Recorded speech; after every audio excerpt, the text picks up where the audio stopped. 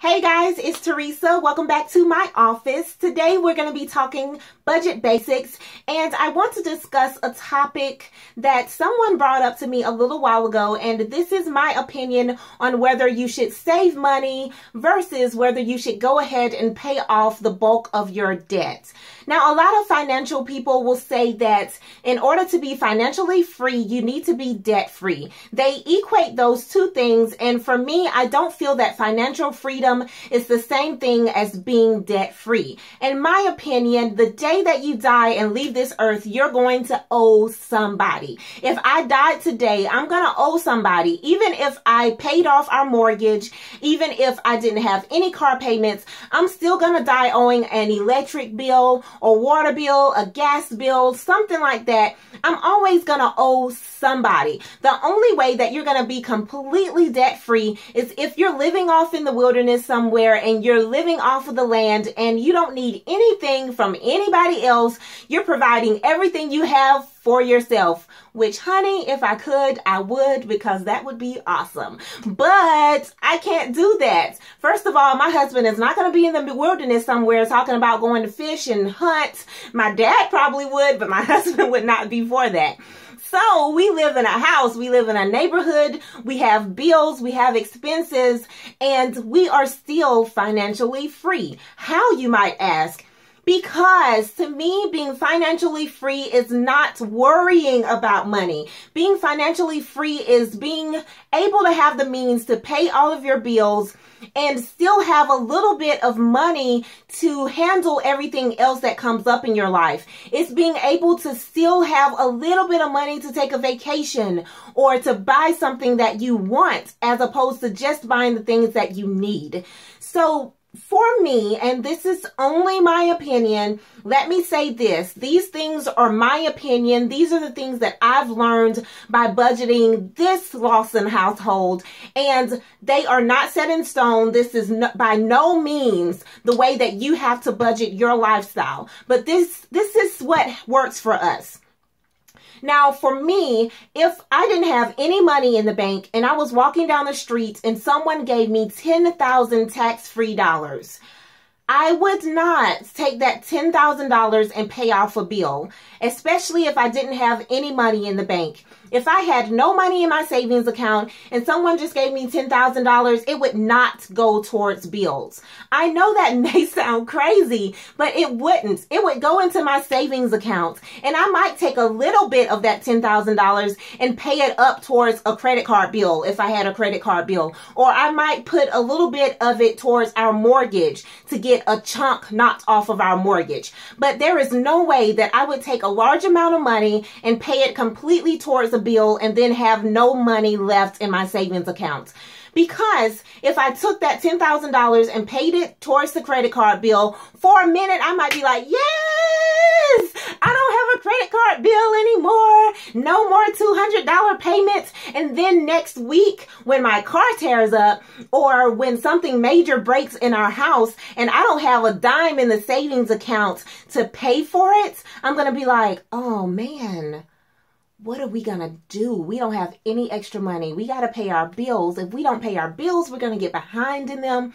So what are you going to do then? You're going to go back into debt just to pay for that car repair, just to get that repair done in the house. You're going to have to take that same credit card and pay that off so you can get that repair. Or you're going to have to go to the bank and borrow some money just so you can have the repair done. Or you're going to have to go to a family member and borrow the money so you can get the repair done. So what are you doing? You're putting yourself back into debt even though you just came out of debt.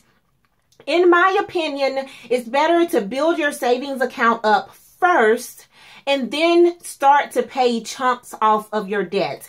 In the meantime, while you're building up your savings account, go ahead and pay a little extra off of those bills. Let's just say if your mortgage is $200 a month, pay $300 a month. Actually, you don't even have to pay that much more. If it's $200 a month, pay $250 a month on your mortgage. And that's going to cut the amount or the time that you have to pay your mortgage down, because you're going to be paying towards that principal. You're going to start getting those interest payments out of the way, and you're going to actually be knocking off the price of what you actually owe for your house, as opposed to just paying the interest.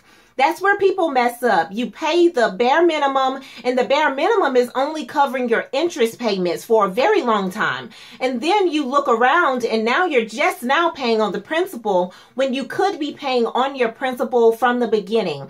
Pay a little more on your bills each month. Put a little to the side for your savings account. And then when you get your savings account built up to the point where, let's just say now you have $15,000 in your savings account and you have a $5,000 credit card bill.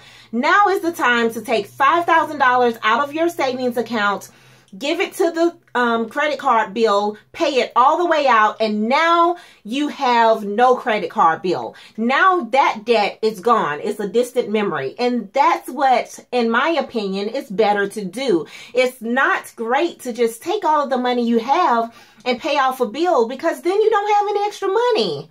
If you don't already have the money to pay it off, it's just not a smart thing. You can't go to the credit card company and be like, hey, you know the $5,000 I gave y'all last week? Can I get $2,500 of that back? Because I need to do something on my car and I didn't know it was going to happen.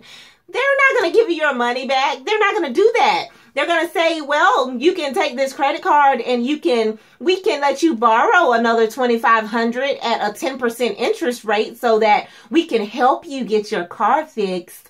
But you shouldn't need the help. Just go ahead and build up your savings account, and then you can get your own car fixed. Then you can go ahead and pay things off as needed. Then you can take a vacation without having to worry about coming home and paying bills. Go ahead and grasp the new type of financial freedom. I'm going to say the new type of financial freedom because most people say financial freedom only comes when you are debt-free. Financial freedom does not only come when you are debt-free. You can be in debt and still have financial freedom. Please don't let people tell you that you're not financially free simply because you still have a mortgage, you still have car payments, you still have credit cards, you have bills. Everybody has bills. Even if they don't have a mortgage and a credit card and a car note, they still have electric, they still have gas, they still have water, they still have things that they have to pay for. Their bills may not be as big as yours, but they are still there. And you really should kind of concentrate on just building your savings account. And once you have your savings account built, that's going to bring you some real financial freedom. That's going to put you in a position to where when the credit card company calls you and they say, well, we can give you a deal today. We'll take off 25% if you go ahead and pay off this amount today. And instead of owing us $1,500, you'll only have to pay us $1,000 today. You'll be able to say, okay, I'll go ahead and pay that. Let me go ahead and get this out of the way.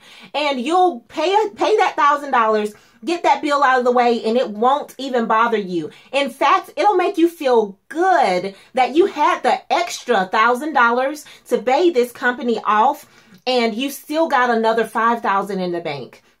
That's my opinion on paying bills off versus saving money.